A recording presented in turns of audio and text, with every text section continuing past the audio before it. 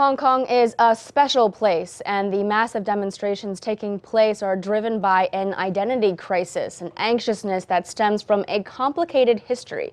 Hong Kong is technically part of China as a special administrative region, but it has its own laws.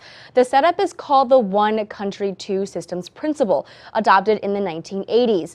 That's when Britain agreed to hand the area back to China. That's right. For over a century and a half, Hong Kong was part of the British Empire, a colony earned through war, ruled by a very different set of values than those of China.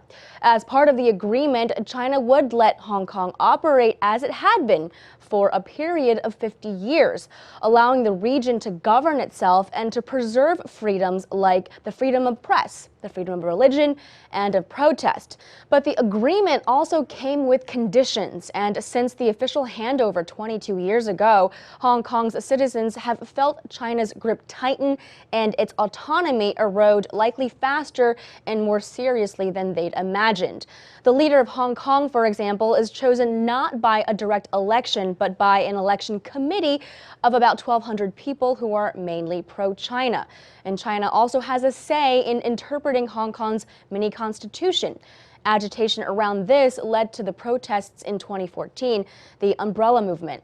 Those feelings reignited earlier this summer in protest of a controversial extradition law and of Carrie Lam, elected by the committee.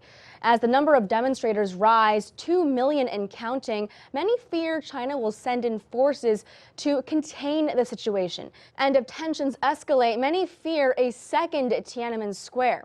Now, these protesters are mainly young, they're well educated, and they seem to have no plans of backing down. But if tensions aren't diffused peacefully, the rest of the world may turn their back on China again, and the country's stock market, including Hong Kong's, would tank, potentially causing companies to leave Hong Kong and leaving the region financially unstable.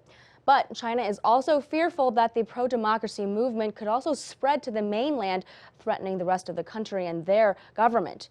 It's clear the demonstrators aren't prepared to step down anytime soon, so now it's on China and the international community to find a resolution.